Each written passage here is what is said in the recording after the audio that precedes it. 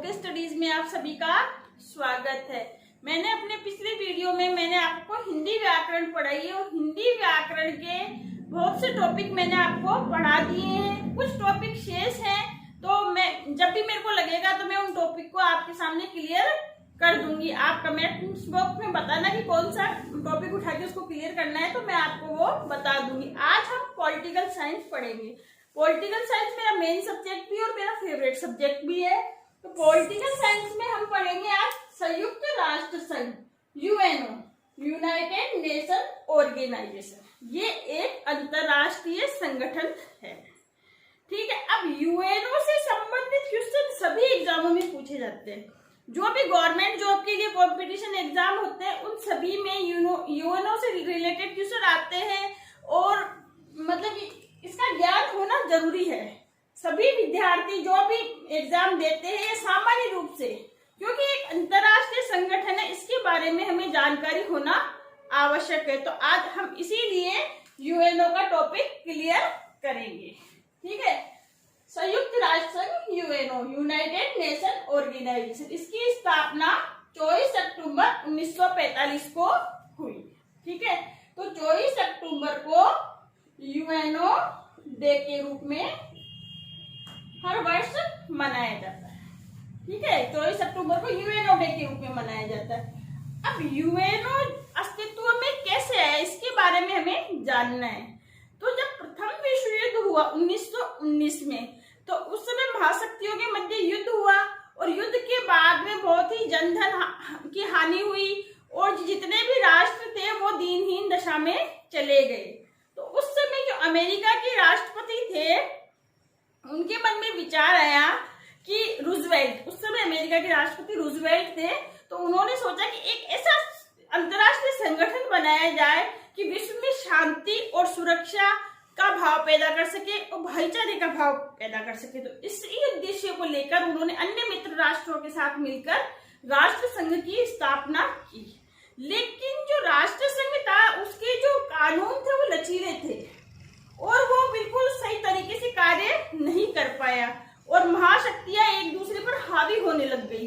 तो इसी के परिणाम स्वरूप 1939 में द्वितीय विश्व युद्ध शुरू हो गया और बड़े देश अमेरिका, ब्रिटेन, फ्रांस, इटली और रशिया, ये आपस में इनमें विश्व युद्ध शुरू हो गया, ठीक है। तो अब इस विश्व युद्ध पे बहुत ही जनधन हानि हुई और विश्व में एक अशांति का वातावरण हो गया। हर देश एक दूसरे को अपना शत्रु समझने लगा।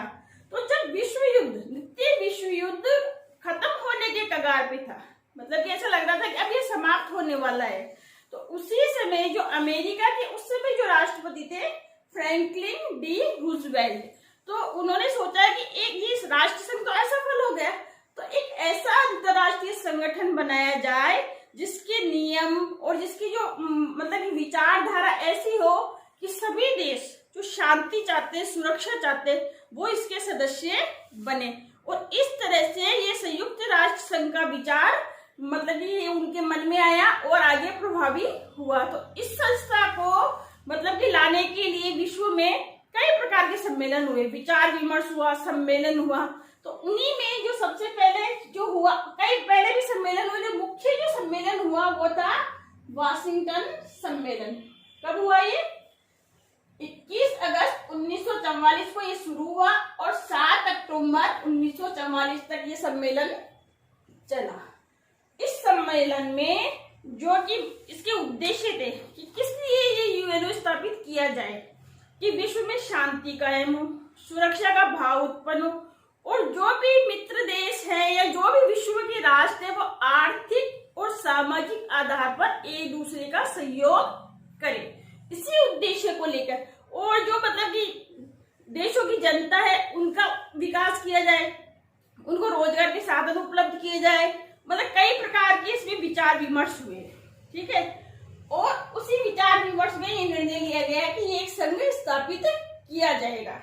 तो इस सम्मेलन में क्या हुआ कि जो इस संगठन के जो अंग थे उनके बारे में तो मतलब कि तय हो गया कि ये इसके अंग होंगे, लेकिन जो इसकी मतदान प्रणाली थी उसके बारे में मतभेद था कि इसकी मतदान प्रणाली कैसे रखी जाए। तो उसमें निष्कर्ष नहीं निकल पाया। तो उस समय जो याल्टा शहर है, उस समय पश्चात मतलब कि फरवरी 1945 को याल्टा शहर में एक सम्मेलन हुआ, जिसमें किस किसने हिस्सा लिया? उसमें रूस के राष्ट्रपति स्टालिन और ब्रिटेन के प्रधानमंत्री चर्चिल और अमेरिका के राष्ट्रपति फ्रैंकलिन डी रूजवेल्ट का एक सम्मेलन हुआ और उसमें मतदान प्रणाली की प्रक्रिया तय की गई। ठीक है। अब उसके बाद में ये वाशिंगटन सम्मेलन डम्बार्ट आर्क्स भवन में आयोजित हुआ था वाशिंगटन के। ठीक है। उसके बाद हुआ सैन फ्रांसिस्को सम्मेलन। सैन फ्रांसिस्को, ये तारीख याद रखना क्योंकि एग्जाम में ये डेट पूछी जाती है कि सैन फ्रांसिस्को सम्मेलन कब आयोजित हुआ। तो ये हुआ 1 जून 1945 को। ठीक है। इसके सदस्य राष्ट्रों की उस समय जिन राष्ट्रों ने सहमति दी थी कि हम इसके सदस्य बनेंगे या बनना चाहते, तो उन राष्ट्रों की संख्या 50 थी। इसलिए ये 50 सदस्य यूएनओ के मूल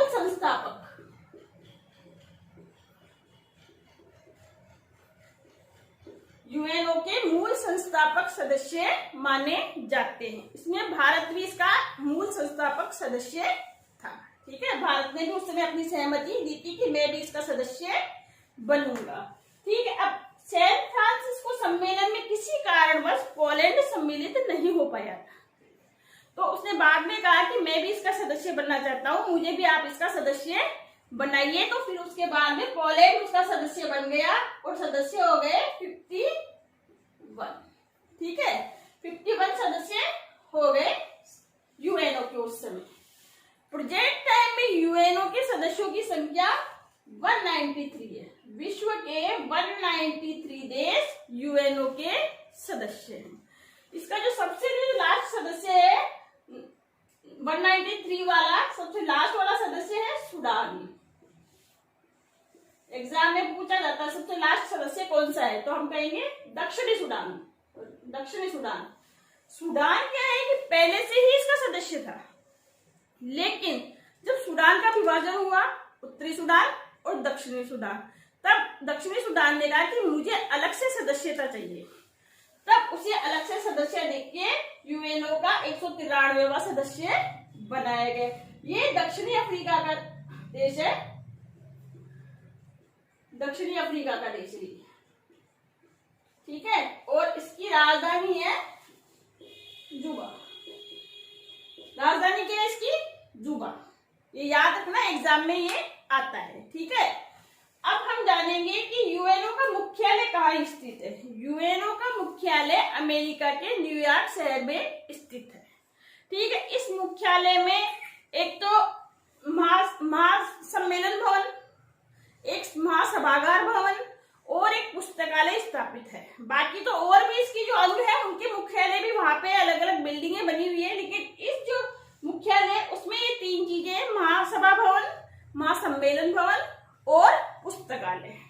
इस पुस्तकालय को 1961 को यूएनओ को समर्पित किया गया और इस पुस्तकालय का नाम रखा गया है डैंग हैमरशोल्ड विश्वविद्यालय, सॉरी डैंग हैमरशोल्ड पुस्तकालय। ठीक है। तो ये हो गया इसका मुख्यालय। अब हम जानेंगे कि यूएनओ का घोषणा पत्र। यूएनओ के घोषणा पत्र का पर हस्ताक्षर तो सैन फ्रांसिस्को सम्मेलन में ही हो गया था, कि इसको चार्टर भी कहते हैं। ठीक है। यूएनओ का चार्टर भी कहते हैं। सभी 50 देशों ने इस पे साइन किए थे, इसके उद्देश्य को माना था और इसके जो नियम कायदे थे उनको उन्होंने उन पर हस्ताक्षर किए थे कि हम इनको मानेंगे और इनको लागू करेंगे। तो हम इसके बारे में जानते हैं कि ये होता क्या है। यूएनओ का घोषणा पत्र या चार्टर, ये 26 जून 1945 को इस पर सभी जो सदस्य राष्ट्र थे उन्होंने इस पे साइन किए। कब? 26 जून 1945 को। ठीक है। इसमें 19 अध्याय और 111 अनुच्छेद है ना। इसकी एक कॉपी अमेरिका के पूरा लेखागार में सुरक्षित रखी गई है। अब सभी राष्ट्रों के झंडे होते हैं, सभी देशों का उनका प्रतीक होता है कि हर देश का एक फ्लैग होगा। उसी प्रकार से यूएनओ का भी एक फ्लैग डिसाइड किया गया। तो हम जानेंगे कि यूएनओ का फ्लैग कैसा है। यूएनओ का फ्लैग, जैसे कि मैंने बताया कि सभी राष्ट्रों के झंडे होते हैं, उनका प्रतीक होता है, पहचान होती है, उसी प्रकार से यूएनओ का भी एक झंडा है। तो झंडा कैसा है? यूएनओ का जो झंडा है उसकी पृष्ठभूमि हल्के नीले रंग की है। ठीक है, मैं आपको थोड़ा सा बता देती हूँ इसको कि इसका जो ये बैकग्राउंड है, ये जो इसकी पृष्ठभूमि है, वो हल्के नीले रंग की है। इसमें ये कुछ इस तरह का दिखाई देता है, स्पष्ट तो मैं नहीं बना पाऊंगी पर आप देखना। इसमें एक प्लस का चिन्ह बना हुआ है ऐसे, ठीक है, और इसमें वर्ल्ड का मानचित्र बना हुआ है, विश्व का मानचित्र बना हुआ है, और इसमें दो शाखाएं निकली हुई है। ठीक है, ये शाखाएं ओलिव, जैतून की शाखाएं हैं।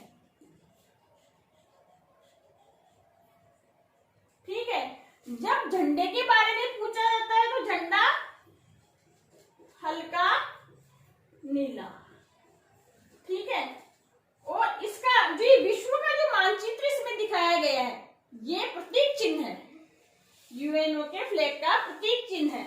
तो ये इसका जो रंग है वो सफेद है, व्हाइट।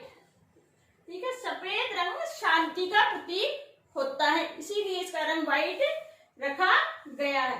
अब इसमें ये जो पत्तियां हैं, ये शाखाएं हैं, ये जैतून की शाखाएं हैं, ओलिव की, ये शाखाएं भी शांति का प्रतीक है। और इन शाखाओं से ये संदेश भी मिलता है कि जो भी राष्ट्र, ठीक है, विश्व में शांति चाहता है, सुरक्षा चाहता है, भाईचारा चाहता है, वो राष्ट्र यूएनओ का सदस्य बन सकता है। तो इस तरह से ये यूएनओ का झंडा है। इसके बारे में मैंने आपको बता दिया कि हल्के नीले रंग का पूरा झंडा होता है। इसके अंदर एक प्रतीक चिन्ह है जिसमें विश्व का मानचित्र बना हुआ है, और इसके दोनों ओर दो शाखाएं निकली हुई है, वो ओलिव की है, जैतून की है।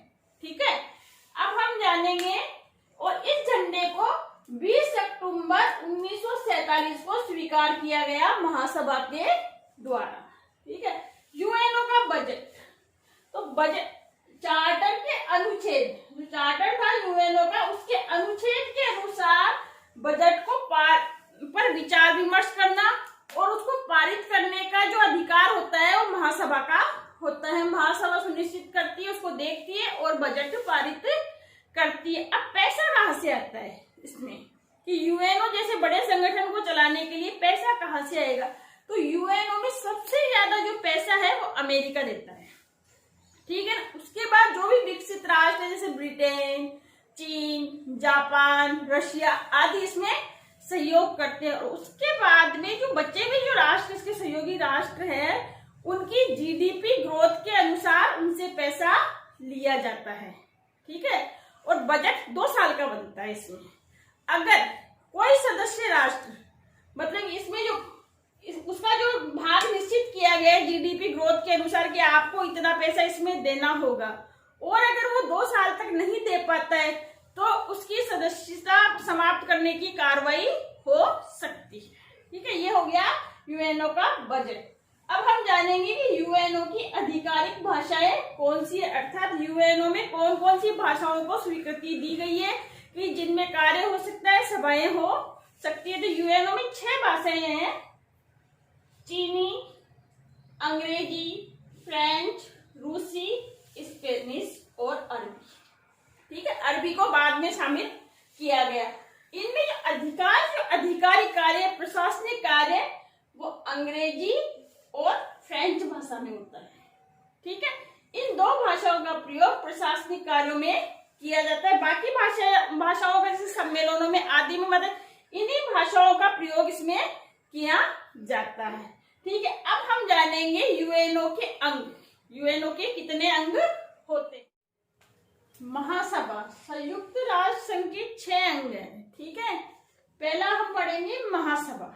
ठीक है, दूसरा इसका अंग है सुरक्षा परिषद, फिर है आर्थिक व सामाजिक परिषद, सचिवालय, अंतर्राष्ट्रीय न्यायालय और न्यास परिषद। ये 6 इसके प्रमुख अंग हैं। पहले हम पढ़ेंगे महासभा के बारे में, जनरल असेंबली। ठीक है, यूएनओ के चार्टर उसके अध्याय 4 के अंतर्गत अनुच्छेद 9 से 12 तक महासभा के बारे में बताया गया है कि महासभा कैसे होगी, किस प्रकार से कार्य करेगी और इसके क्या उद्देश्य होंगे। ठीक है, इसका सत्र कब बुलाया जाएगा और कब इसका सत्र खत्म होगा, ये सब चीजें उनमें इन अनुच्छेद में लिखी हुई है। ठीक है, तो महासभा का सभी देश जो यूएनओ के सदस्य वे सभी महासभा के भी सदस्य हैं। महासभा को विश्व की लघु संसद कहा जाता है। जिस तरह से कि इंडिया की संसद है उसमें सभी राज्यों के प्रतिनिधि बैठते हैं, विचार विमर्श करते हैं। इसमें पक्ष को भी बोलने का अधिकार है और प्रतिपक्ष को भी। ठीक है, जिसकी गवर्नमेंट है वो भी बोल सकता है और जो विपक्ष में बैठा है वो भी बोल सकता है। नए कानून बनाते हैं, उन कानूनों को कैसे लागू किया जाए, जनता की भलाई के लिए कौन से नए कानून बनाए जाए और ऐसे सभी कार्य जो संसद करती है वही कार्य महासभा करती है पूरे विश्व स्तर पर। ठीक है, तो इसका सत्र कब आयोजित होता है? सितंबर से दिसंबर तक। प्राय इसका जो सत्र है सितंबर महीने के तीसरे मंगलवार को शुरू होता है और दिसंबर के अंत तक चलता है, लेकिन कभी कभी ये दिसंबर से पहले भी खत्म हो जाता है। तो इसके समाप्त होने का जो एक फिक्स नहीं है कि ये कब समाप्त होगा, लेकिन ये सितंबर के तीसरे मंगलवार से इसका सत्र शुरू होता है। ठीक है, सत्र की जब शुरुआत होती है तो उसमें सबसे पहले नए अध्यक्ष और उपाध्यक्ष का चुनाव होता है हर साल। ठीक है, हर साल नए अध्यक्ष और उपाध्यक्ष बनते हैं। तो इसमें एक नए अध्यक्ष का चुनाव होता है, 21 उपाध्यक्ष चुने जाते हैं और जो महासभा की जो 7 प्रमुख समितियां हैं उनके अध्यक्षों का चुनाव भी इसमें होता है। ठीक है, प्रारंभ में जब अधिवेशन शुरू होता है सन 2019 तक अब तक इसके 74 अधिवेशन हो गए हैं। ठीक है, इसका जो प्रथम अधिवेशन था महासभा का वो 10 जनवरी वर्ष 1946 में इसका पहला अधिवेशन हुआ था। ये सब चीजें मैं इसलिए लिख रही हूँ कि मेन है, इनको आप एग्जाम के हिसाब से इनको याद रखेंगे तो आपके सामने पूरा यूएनओ का टॉपिक क्लियर रहेगा कि आपने मेन चीजों को फोकस करके उनको लिख लिया है। तो आप जब याद करेंगे, डिटेल में याद करेंगे तो इन चीजों को भी आप देखेंगे तो आपको पूरा समझ में आ जाएगा। और ये जो तारीख है जब जो भी एग्जाम होते हैं इनमें से क्वेश्चन पूछे जाते हैं, इसीलिए मैं आपको ये लिख के बता रही हूँ। तो इसमें जो भारत का भी इसमें स्थान रहा है महासभा में, जो भारत की जो श्रीमती विजय लक्ष्मी पंडित थी वो भी महासभा की अध्यक्ष रह चुकी है। बड़े ही गर्व की बात है कि उन्होंने भारत को रिप्रेजेंट किया, भारत के लिए गौरव की बात है। वर्ष 1953 में विजय लक्ष्मी पंडित जो कि यूएनओ की प्रथम महिला अध्यक्ष थी महासभा की। ठीक है, तो अब यूएनओ महासभा का कार्य क्या होता है? महासभा का कार्य होता है कि विश्व में शांति और सुरक्षा के लिए कार्य करना। ठीक है, और उस शांति और सुरक्षा को स्थापित करने के लिए लोगों में या देशों में सद्भावना उत्पन्न करने के लिए कार्य करना। और इसका एक मुख्य कार्य होता है बजट बनाना और बजट पर विचार करना। और महासभा का एक कार्य भी ये भी होता है कि ये जो महासचिव की नियुक्ति करती है। ठीक है, महासभा महासचिव की भी नियुक्ति करती है और अंतर्राष्ट्रीय न्यायालय के जजों की नियुक्ति भी महासभा ही करती है सुरक्षा परिषद की सलाह से, जो मैं आपको आगे बताऊंगी कि सुरक्षा परिषद की सलाह पर अंतर्राष्ट्रीय न्यायालय की नियुक्ति भी महासभा के द्वारा ही की जाती है।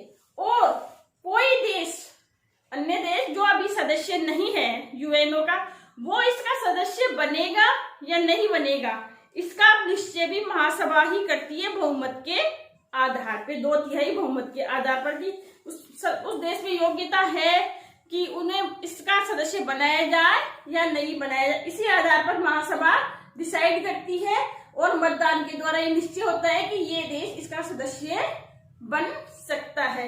तो ये महासभा का जो मूल उद्देश्य है ये है कि विश्व में सामाजिक और आर्थिक आधार पर सहयोग बढ़ाया जाए, देशों में एक दूसरे के प्रति आर्थिक रूप से आदान प्रदान हो, सामाजिक रूप से आदान प्रदान हो, और जो कुछ राष्ट्र पिछड़े हुए हैं वहां लिंग, जाति, धर्म आदि के आधार पर किसी से कोई भेदभाव ना हो, सभी के मौलिक अधिकारों की रक्षा हो। इन्हीं सब उद्देश्यों को लेकर महासभा कार्य करती है। ठीक है, अब महासभा के बाद में हम पढ़ेंगे सुरक्षा परिषद, सिक्योरिटी काउंसिल। यूएनओ का दूसरा जो प्रमुख अंग है सुरक्षा परिषद, सिक्योरिटी काउंसिल। सुरक्षा परिषद का क्या कार्य क्या होता है? अंतरराष्ट्रीय स्तर पर सुरक्षा और शांति बनाए रखना। इसलिए इसे पुलिसमैन की संज्ञा भी दी गई है कि जिस प्रकार से पुलिस देशों में शांति और सुरक्षा का कार्य करती है, उसी प्रकार से सिक्योरिटी काउंसिल अंतरराष्ट्रीय स्तर पर शांति और सुरक्षा का कार्य करती है। इसीलिए इसे पुलिसमैन की संज्ञा दी गई। कई बार एग्जाम में ये पूछ लिया जाता है। ठीक है, इसके सदस्य कितने होते हैं? सुरक्षा परिषद के 15 सदस्य होते हैं। इसमें 15 सदस्य होते हैं, जिसमें 5 स्थायी सदस्य होते हैं और 10 अस्थायी सदस्य होते हैं। 5 स्थायी सदस्य हैं ब्रिटेन, अमेरिका, रूस, चीन और फ्रांस। ये जब से यूएनओ स्थापित हुआ तब से ये ही 5 सदस्य स्थायी रूप से हैं। ठीक है, कई देश जैसे भारत, ब्राजील स्थायी सदस्यता प्राप्त करने के लिए प्रयास करते रहते हैं, लेकिन ये कभी भी जो 5 देश है किसी को भी स्थायी सदस्य नहीं बनने देंगे, क्योंकि ये एक इनके पास एक शक्ति है वीटो पावर या निषेध अधिकार, और ये कभी भी नहीं चाहते कि कोई अन्य राष्ट्र इस सिक्योरिटी काउंसिल का स्थायी सदस्य बने, क्योंकि अगर कोई अन्य राष्ट्र इसका सदस्य बन जाता है तो मान लो कि 5 राष्ट्र किसी मुद्दे पर सहमत है और उस छठे राष्ट्र ने वीटो पावर का उपयोग कर दिया, तो इन 5 की जो इम्पोर्टेंस है वो खत्म हो जाती है। तो ये आप मान के चलिए कि ये 5 राष्ट्र कभी भी किसी को स्थायी सदस्यता नहीं देंगे। ठीक है, अब वीटो पावर क्या होता है कि वीटो पावर एक निषेध अधिकार, कोई भी कार्य या कोई योजना है जो किसी देश को पसंद नहीं है या वो उसको मानता नहीं है, तो वो वोटिंग के समय वीटो पावर का उपयोग कर सकता है, और वीटो पावर का उपयोग करते ही वो कार्य या वो योजना सुचारू रूप से लागू नहीं हो सकती, वहीं रुक जाती है। ठीक है, तो इसकी बैठक सिक्योरिटी काउंसिल की बैठक 14 दिन में एक बार होती है, अर्थात महीने में 2 बार इसकी बैठक हो जाती है। लेकिन अगर कोई इमरजेंसी है, अंतरराष्ट्रीय मुद्दा है ऐसा कि इमरजेंसी आपातकाल में इसकी बैठक 24 घंटे के अंतराल से बुलाई जा सकती है। ठीक है, अब इसमें क्या होता है कि अस्थायी सदस्यों का चुनाव कैसे होता है? अस्थायी सदस्यों का चुनाव महासभा करती है। महासभा 2/3 बहुमत के आधार पर 10 अस्थायी सदस्यों को चुनती है। ठीक है, और ये जो सुरक्षा परिषद है इसमें जो सदस्य होते हैं 15 सदस्य, किसी भी विषय पर निर्णय लेने के लिए 15 में से 9 सदस्यों का होना आवश्यक है, अर्थात 9 मत होने आवश्यक, 9 सदस्यों का वोटिंग होना आवश्यक है, 15 में से 9। ठीक है, अब इसमें वीटो पावर के बारे में अपन अगर बात कर रहे हैं कि वीटो पावर सबसे ज्यादा इस्तेमाल किस देश ने किया है, तो वीटो पावर का जो सबसे ज्यादा जो उपयोग किया है वो रूस ने किया है।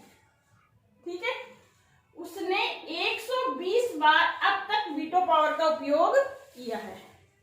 ऐसे मुद्दों पर उसने अपनी टांग अड़ाई है, 120 मुद्दे। वो किसी भी क्षेत्र से उसमें वो उसके हित के भी हो सकते हैं, उसको ऐसा लगा कि नहीं ये ऐसा नहीं होना चाहिए तो उसने वीटो कर दिया। उसके बाद अमेरिका ने भी वीटो पावर का उपयोग किया है। ठीक है, 77 बार। ठीक है, ब्रिटेन ने भी इसका उपयोग किया है 32 बार, 32 बार। फ्रांस ने इसका अब तक 18 बार उपयोग किया है और चीन ने 5 बार। ठीक है, अब जब वोटिंग होती है, वोटिंग के दौरान अगर कोई मुद्दा है और वो उससे मतलब कि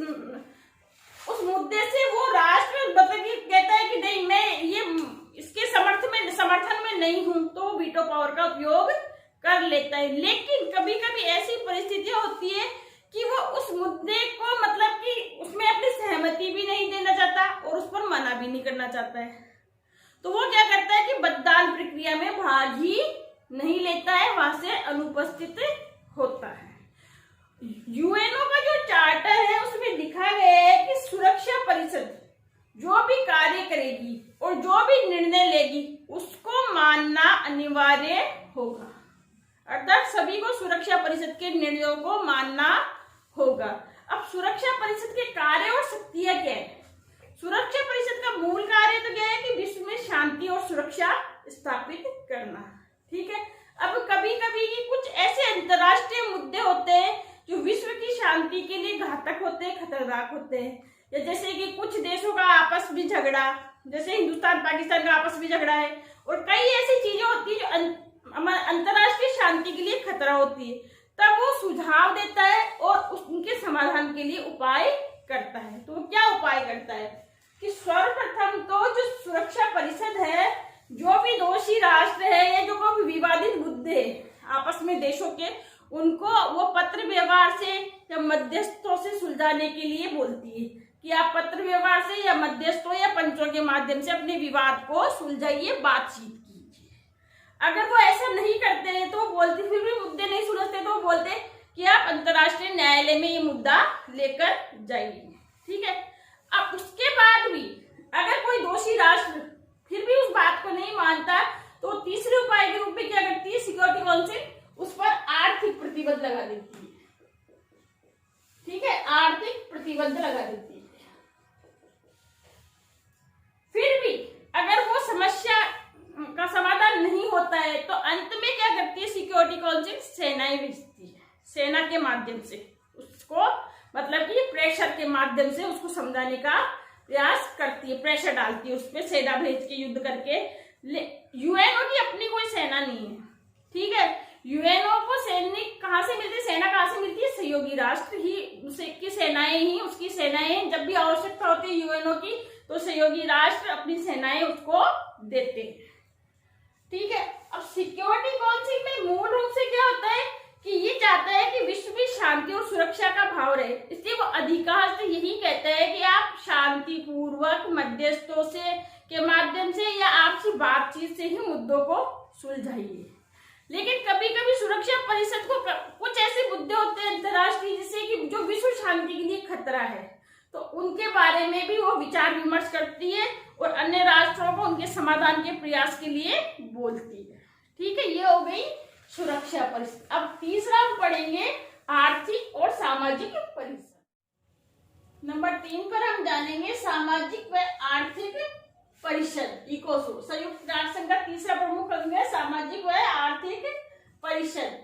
इसमें 54 सदस्य होते हैं, 54 सदस्य इसमें होते हैं। प्रतिवर्ष 1/3 सदस्यों का चुनाव या निर्वाचन महासभा द्वारा किया जाता है, ठीक है। इसमें एक अध्यक्ष होता है और एक उपाध्यक्ष होता है, इनका कार्यकाल 1 वर्ष का होता है, ठीक है। इसकी बैठक वैसे तो 3 बार आयोजित होने का प्रावधान है, लेकिन प्राय इसकी बैठक 2 बार होती है, साल में जुलाई और अप्रैल में, ठीक है।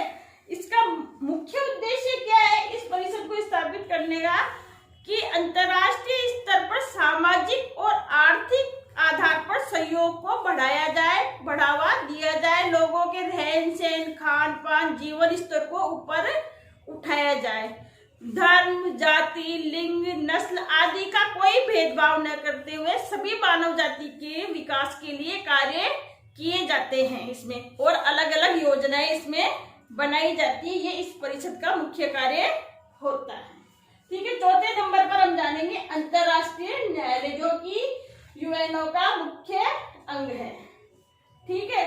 इसकी स्थापना 3 अप्रैल 1945 को हुई, ठीक है। इसका कार्यालय नीदरलैंड हैग में स्थित है, नीदरलैंड के हैग में स्थित है। ये यूएनओ का एकमात्र अंग ऐसा है जिसका कार्यालय न्यूयॉर्क शहर में नहीं है, नीदरलैंड हैग में। बाकी जो 5 जो है इसके अंग, उनका कार्यालय यूएनओ का जो मुख्यालय है न्यूयॉर्क शहर में, वहीं पर इनके कार्यालय है 5 के, एक सुप्रीम इसको आईसीजे को छोड़कर, ठीक है। अब आईसीजे के न्यायाधीशों की संख्या 15 होती है, इसलिए 15 न्यायाधीश कार्यरत होते हैं, काम करते हैं, और इनका कार्यकाल 9 वर्ष का होता है। ये दोबारा भी चुने जा सकते हैं, अर्थात इनका कार्यकाल समाप्त हो गया लेकिन फिर भी ये दोबारा चुने जा सकते हैं। ठीक है, इनमें एक अध्यक्ष और एक उपाध्यक्ष का चुनाव होता है जो कि 3 वर्ष के लिए होता है। ठीक है, और इसकी कोरम संख्या अर्थात कोई भी कार्यवाही शुरू होने के लिए 15 में से 9 जजों का बैठना आवश्यक है, तभी इसकी कार्यवाही शुरू होगी, अन्यथा नहीं होगी। तो इसकी कोरम संख्या कितनी है? 9। कभी कभी एग्जाम में पूछ लिया जाता है कि आईसीजे की कोरम संख्या कितनी है, तो ये है 9। इसकी आधिकारिक भाषा अर्थात अंग्रेजी और फ्रेंच भाषा में यहाँ कार्य होता है। जो भी कामकाज होता है वो अंग्रेजी और फ्रेंच भाषा ही इसमें यूज की जाती है। अंतर्राष्ट्रीय न्यायालय का कार्य क्या है कि कोई भी विवादित मुद्दे, या जब ये स्थापित हुआ था उस समय द्वितीय विश्व युद्ध समाप्त हुआ था, तो आपस में सीमा के विवाद थे या कई मतलब कि आतंकवादियों से रिलेटेड कुछ ऐसे विवाद है, तो उन सभी का जो समाधान अंतर्राष्ट्रीय न्यायालय करता है। कुछ ऐसे विवाद जो सहयोगी राष्ट्र या आपसी राष्ट्र, जो भी राष्ट्र आपस में लड़ रहे और उनका समाधान वो स्वयं नहीं कर पाते, तो वो उस मुद्दे को अंतर्राष्ट्रीय न्यायालय में ले जा सकते हैं और वह अंतर्राष्ट्रीय न्यायालय उसमें सुझाव देता है और उनका समाधान निकालता है। ये इसका मुख्य कार्य होता है। ठीक है, अब हम 5वें नंबर पर पढ़ेंगे। किसका है? यूएनओ का 5वां अंग है सचिवालय, सेक्रेटेरिएट। ठीक है, इसमें सभी प्रशासनिक कार्य सचिवालय में होते हैं। जितना भी एडमिनिस्ट्रेशन का काम काज होता है, लिखा पढ़ी का, वो सभी काम सचिवालय में होता है। सचिवालय का एक महासचिव होता है जिसकी नियुक्ति सिक्योरिटी काउंसिल की सिफारिश से महासभा करती है। महासचिव की नियुक्ति सिक्योरिटी काउंसिल की सिफारिश से, सुरक्षा परिषद की सिफारिश से महासभा करती है। महासचिव का कार्यकाल 5 वर्ष का होता है। महासचिव यूएनओ के जो अंग होते हैं, सुरक्षा परिषद और यूएनओ के अंगों के मध्य एक कड़ी का कार्य करता है और सभी प्रशासनिक कार्यों की देखरेख की जिम्मेदारी उसकी होती है। आधिकारिक रूप से सभी कार्यों की जिम्मेदारी उसकी होती है, उनकी देखभाल की जिम्मेदारी। ठीक है, और महासचिव जो होता है वो सुरक्षा परिषद के मंच से विश्व स्तर पर अपील कर सकता है शांति व सुरक्षा की, तथा वो मतलब किन्हीं मुद्दों पर वो सुरक्षा परिषद में अपनी राय भी प्रकट कर सकता है। उसमें कि आप उसको सलाह दे सकता है, मशवरा दे सकता है। यूएनओ के जो प्रथम महासचिव थे वो थे ट्रिपेली। ठीक है, वो फरवरी 1946 से नवंबर 1952 तक रहे। ठीक है, ट्रिपेली 1946 से 1952 तक रहे, फिर उन्होंने इस्तीफा दे दिया। वर्तमान में जो यूएनओ के महासचिव है वो एंटोनियो गुटेरेस है, जो पुर्तगाल के निवासी है। इनका कार्यकाल 1 जनवरी 2017 से शुरू हुआ, जो अब तक वे हैं। ठीक है, जो छठा इसका जो पार्ट है वो है न्यास परिषद। छठा जो अंग है इसका यूएनओ का न्यास परिषद ट्रस्टीशिप। वर्तमान में न्यास परिषद का कोई कार्य नहीं है, इसके सभी ऑपरेशन समाप्त हो चुके हैं, ये अभी कार्य नहीं कर रही है, लेकिन ये प्रमुख अंग है। इसमें न्यास परिषद क्यों बनाई गई, क्यों स्थापित की गई कि जब सेकेंड वर्ल्ड वार खत्म हुआ और यूएनओ की स्थापना हुई, तो कुछ देश, विश्व के कुछ देश जो उपनिवेश थे, दूसरे राज्यों के अधीन थे, और कुछ देश जो कि मतलब नए नए ही आजाद हुए थे, अर्थात उनकी आर्थिक सामाजिक स्थिति बहुत ही खराब थी, दयनीय थी, तो उन देशों को ऊपर उठाने के लिए, उनका जीवन स्तर ऊपर उठाने के लिए, उनको आर्थिक और सामाजिक आधार पर संबल बनाने के लिए न्यास परिषद की स्थापना की गई। और इस न्यास परिषद में से ब्रिटेन, अमेरिका, ऑस्ट्रेलिया आदि देशों को इसका भार सौंपा गया, उनका केयर टेकर बनाया गया कि आप ये जो पिछड़े हुए राष्ट्र हैं, आप इनके उत्थान के लिए कार्य करेंगे, इन्हें आर्थिक और सामाजिक आधार पर सहयोग करेंगे, यहाँ का जीवन स्तर ऊपर उठाएंगे। लेकिन धीरे धीरे करते करते सभी राष्ट्र अपने जीवन स्तर से ऊपर उठने लगे। वर्तमान में कोई भी राष्ट्र किसी देश का गुलाम नहीं है और इसी कारण से इस न्यास परिषद का कार्य वर्तमान में समाप्त हो गया है। ये एक अंग है, यूएनओ का अंग तो है, लेकिन अभी ये कार्य नहीं कर रहा है, इसके सभी ऑपरेशन समाप्त हो गए हैं। ठीक है, तो मैंने यूएनओ के सभी अंग आपको बता दिए, पूरे 6 अंग बता दिए। मैंने आपको समझाने का प्रयास किया है मुख्य रूप से। हालांकि किताबों में इसमें बहुत सारी चीजें दी हुई होती है जिनको समझना और सीखना जरूरी है, लेकिन जो मैंने पढ़ाया है वो भी इम्पोर्टेंट है। आप सभी को मिलाकर पढ़े और एक अच्छा सा अपना टॉपिक तैयार करें। अगर आपको मेरा पढ़ाया हुआ अच्छा लगे और समझ में आए तो मेरे वीडियो को लाइक करें, शेयर करें और सब्सक्राइब करें। Thank you very much.